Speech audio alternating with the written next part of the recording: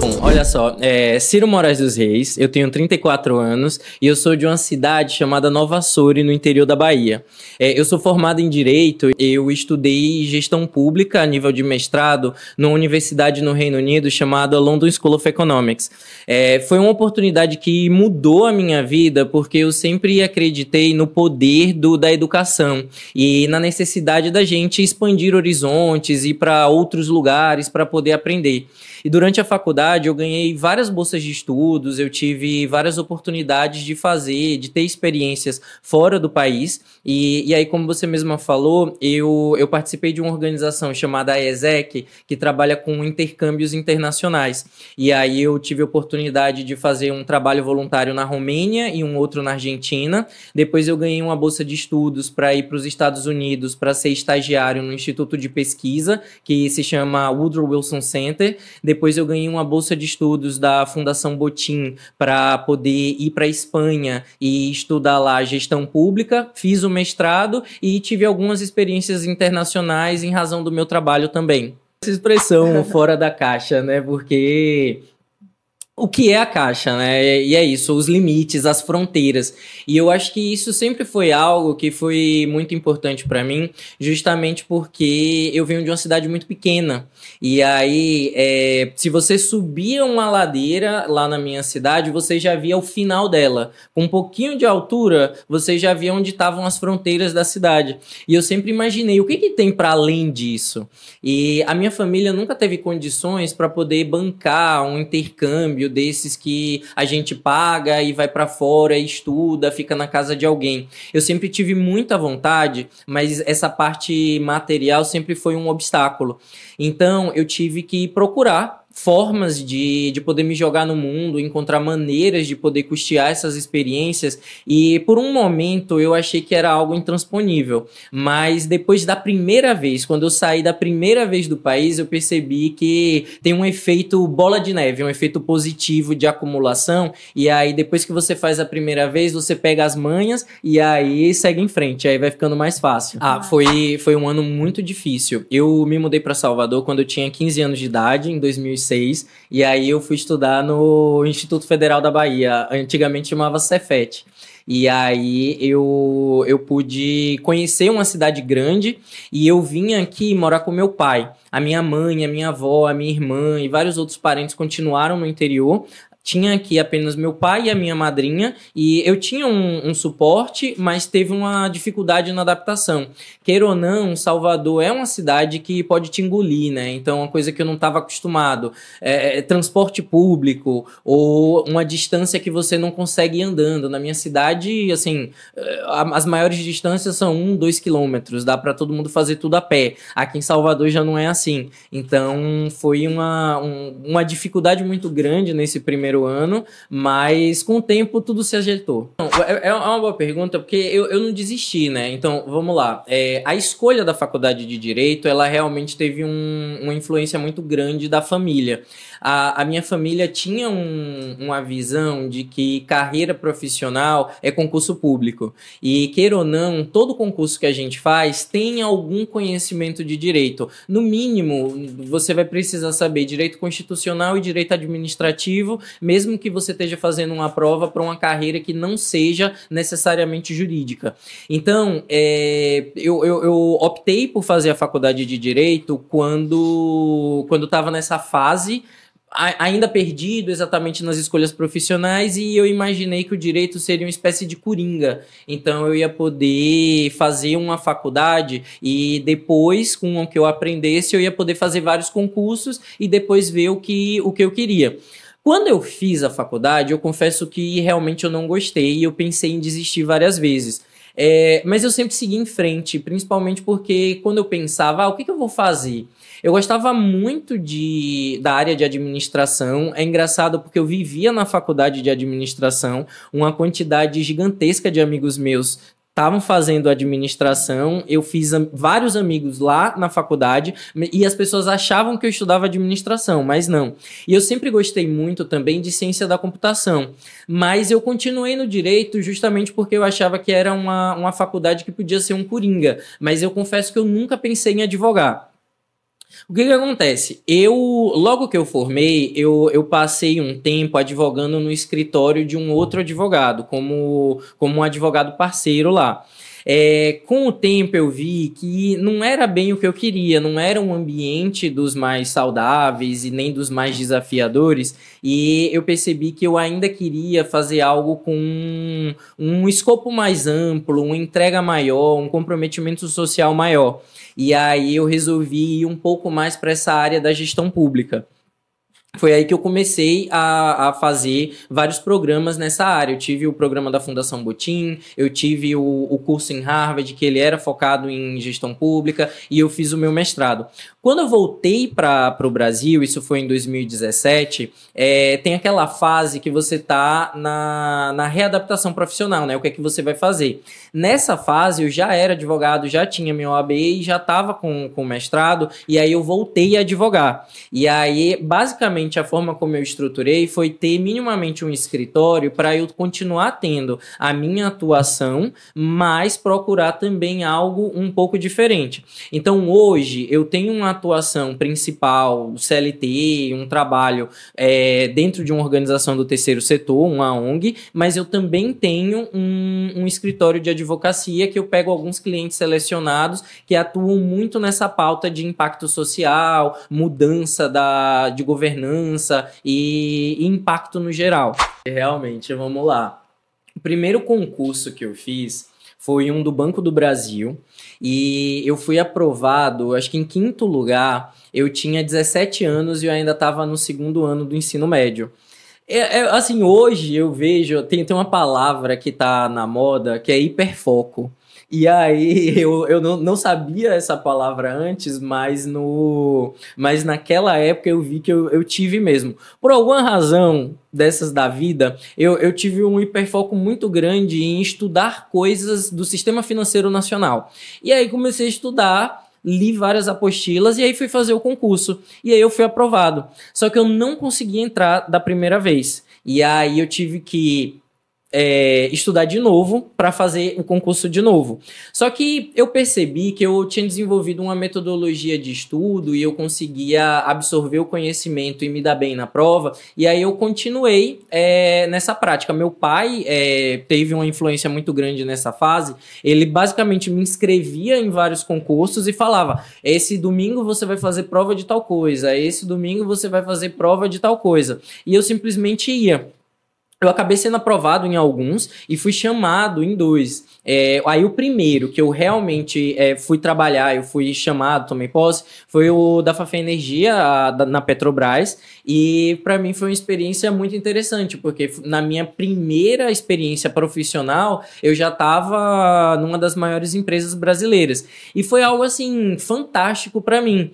Só que essa primeira desistência ela aconteceu muito em razão da dificuldade em conciliar o trabalho ali na Fafem com a minha faculdade. Na época eu já estava fazendo direito na Federal e eu tinha aulas de noite. E aí eu tinha que ir para o polo durante o dia. Tava em tese, dava para conciliar, porque dava para eu pegar o transporte e depois voltar. Só que na prática isso estava prejudicando muito. E aí eu trabalhei um tempo e eu percebi que não era bem o que eu queria. E eu também tinha passado uma segunda vez no concurso do Banco do Brasil e eu tava com expectativa boa de ser chamado. E aí eu falei, cara, eu já sei que não é bem isso, não é o que eu quero para minha vida. Eu gostei muito da experiência na Petrobras, mas eu vi que eu não era aquilo que eu me via fazendo por muito tempo. E aí eu sabia que eu ia ter uma outra oportunidade, então essa foi tranquila dizer tchau. Aí, digamos, eu saí da Petrobras, sei lá, em maio. Em agosto, eu já tinha recebido o chamado do Banco do Brasil. E aí foi que veio esse emprego no banco, depois de 2 concursos. E foi uma experiência interessante, porque eu aprendi muito e eu trago assim coisas para minha vida até hoje, principalmente no que se refere a investimentos, o que é que você faz com seu dinheiro, como que você lida com orçamento, quais são os produtos financeiros que realmente são interessantes. Hoje, com uma Selic a mais de 12%, ter estudado aquilo ali nos 16 anos foi fundamental para saber que tipo de investimento eu faço hoje em dia. Então, foi interessante. Porém, o trabalho como escriturário no Banco do Brasil, e se você for escriturário, eu não quero fazer críticas ao seu trabalho, não é para todo mundo. É um trabalho desgastante para um perfil de pessoas, porque ele envolve muito vendas, convencimento, existem metas muito específicas que precisa bater, é uma pressão grande, e naquele momento, pelo menos na agência que eu fui alocado, eu não vi uma perspectiva de crescimento. E aí, estava crescendo em mim esse desejo de ir para fora. E eu conheci uma organização, essa AIESEC, que fazia intercâmbios e trazia pessoas de fora para trabalhar aqui em Salvador. E eu fui me envolvendo mais com a organização e eu montei esse plano de agora eu vou para fora. E aí eu juntei um dinheiro para poder investir nesse meu primeiro intercâmbio.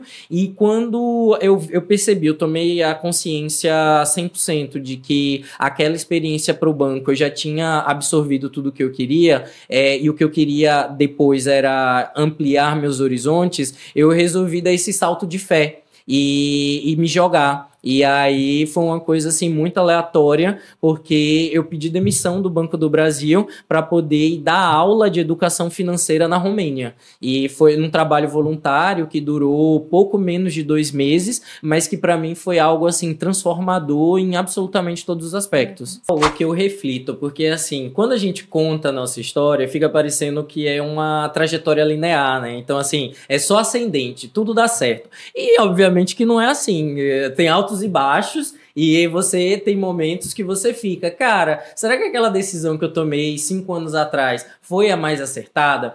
E eu te falo assim com o coração aberto, não tenho absolutamente nenhum arrependimento dessas decisões de ter saído dessas oportunidades. Eu imagino que tem gente que está assistindo e que pense nisso, às vezes tem um trabalho estável, mas não está muito contente com o rumo que a vida está tomando, mas ao mesmo tempo tem essa insegurança sobre o que existe depois disso, né? Então, será que eu vou encontrar uma oportunidade legal no setor privado, ou eu vou fazer a outra coisa no setor público, ou talvez eu vou empreender e criar minha organização? É algo que gera muita dúvida. E eu sempre tenho momentos de reflexão. Início do ano é o momento que a gente para pensar bastante, né? E eu digo, não tenho absolutamente o menor arrependimento dessa decisão. Eu acho que o Ciro que tomou essa decisão, apesar de ter se transformado ao longo dos anos, ele continua aqui em mim, e isso é muito presente, de que eu sabia que eu não tinha me encontrado ali e que hoje eu tô no lugar que eu gostaria de estar. Então, assim, vamos lá. Como foi que eu conheci a rainha, né? Eu ganhei uma bolsa de estudos do governo britânico para poder fazer mestrado na universidade lá, que foi a London School of Economics, e eu fui estudar gestão pública. Eu morava numa residência que a rainha era uma espécie de madrinha, e ela fazia visitas periódicas, né, nessa residência, e aí, numa recepção, a gente foi encontrar com ela, e aí eu pude conversar. Então, para mim, foi uma experiência muito marcante, porque ela coroou essa série de decisões que eu tomei sobre a minha vida profissional. Então, eu diria que definitivamente foi uma das mais marcantes. No TikTok eu fui gerente de parcerias para ações de segurança. Toda plataforma que lida com conteúdo produzido por usuário tem um departamento chamado Trust and Safety, e aí ele é voltado para essas ações de moderação de conteúdo. A moderação é um termo técnico, aquelas pessoas que ficam vendo os vídeos, o que é que pode, o que não pode. Não era exatamente a minha atividade, eu trabalhava mais na área estratégica, entrando em contato com especialistas, tanto da sociedade civil serviu como especialistas acadêmicos que vinham orientar a empresa e prestar aconselhamento sobre determinados aspectos que não deveriam estar na plataforma ou como a gente prevenir. Era algo muito pesado, eu lidava com todo tipo de questão. Então, suicídio, automutilação, transtornos alimentares, discurso de ódio.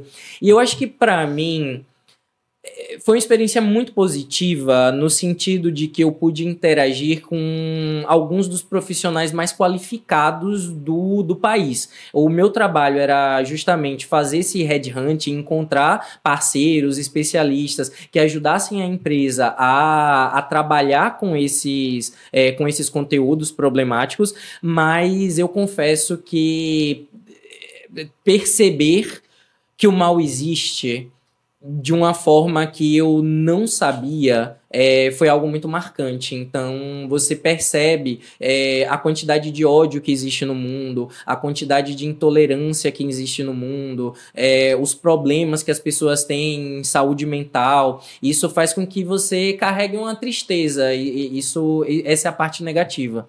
A Transparência Internacional é uma das organizações que eu mais admiro e eu tenho muito orgulho de fazer parte da equipe. É um movimento global que luta pelo fim da corrupção no mundo. Eu trabalho no escritório brasileiro, mas hoje a minha função leva em consideração uma gama de países que são aqueles que falam a língua portuguesa. Então, basicamente, eu trabalho com um grupo de organizações parceiras que eles lidam com combate à corrupção em países falantes de língua portuguesa.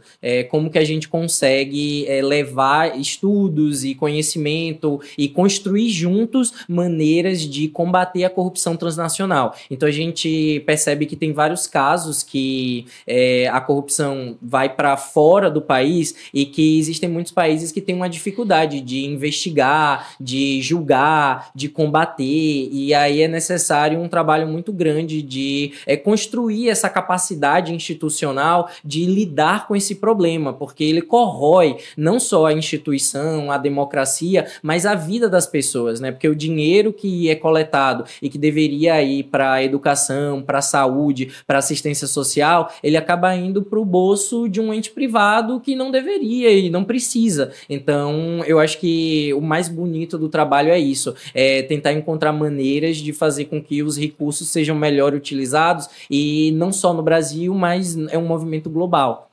Eu adorei essa pergunta porque eu escuto ela muito. Eu já ajudei muita gente a fazer esse processo de recolocação profissional e tentar melhorar a carreira por meio de oportunidades no exterior, e eu montei um curso que explica quais são os pormenores dessa jornada. Eu montei um curso online, eu fundei uma organização chamada Ocam, o site é www.ocam.com.br, e o objetivo desse programa é justamente mostrar que fazer isso é muito mais acessível do que parece. Eu acho que a gente vem de uma geração que intercâmbio era algo assim muito inacessível. Então assim, só quem é filhinho de papai, que estuda nas melhores escolas, vai conseguir pagar algo para ficar um tempo lá fora. E hoje em dia não é assim. Existem muitas oportunidades, cada uma adequada ao perfil de cada pessoa, e existem maneiras assim gigantes, várias maneiras da pessoa poder se preparar. Eu acho que o primeiro passo é a pessoa tentar se conhecer. O que ela quer? Então, ela quer um tempo fora para poder pensar na vida. Dá para fazer uma excursão, dá para fazer um mochilão, dá para fazer um trabalho voluntário. Não, ela já sabe o que ela quer. Ela identificou um programa muito específico numa universidade. O que ela quer realmente é um diploma. Então, precisa de uma preparação, de disciplina, de planejamento. E nesse curso eu explico exatamente quais são os pormenores. O que consiste um application, o processo de candidatura para essa oportunidade? Como identificar, como encontrar a maneira de vender a sua história, de preparar os materiais, os textos, as redações, preencher os formulários, conseguir as cartas de recomendação e também a preparação para a entrevista. Eu acho que a dica principal é isso, se conhecer e saber exatamente o que você quer, mas ir na fé. Vai porque é bom, vai vai voltar, você vai conseguir aquilo, e mesmo que tenha um ponto ou outro de um perrengue, você vai ver lá na frente que foi um grande aprendizado. Eu acho que, como eu tava falando, eu acho que no meu processo, isso de, num momento, achar que eu não ia conseguir nada disso. Lá numa cidade pequena e vendo, assim, filmes e livros, histórias de pessoas que tinham ido pra fora e achado que isso não era pra mim, quando eu coloquei fé e eu coloquei ação nisso, eu percebi que as portas foram se abrindo. E eu tive... Dá pra ver que tem uma ação aí para que as portas se abram. Você sente que aquilo ali é para você. Então eu tive a oportunidade de ir para eventos, de ganhar bolsa de estudos que só 3 brasileiros ganharam, só 8 brasileiros ganharam. Nesse momento eu via, nossa, isso é uma bênção e eu fui escolhido. É algo que você sente no seu coração, o poder divino mesmo, de olha só, muito obrigado, eu tô aqui e eu vou. E dá também esse desejo de retribuir, de você saber que aquilo ali foi dado a você por alguma razão, e é muito importante que você encontre uma forma de levar isso para mais pessoas, né? Para divulgar essas bênçãos e mostrar que todo mundo tem chance.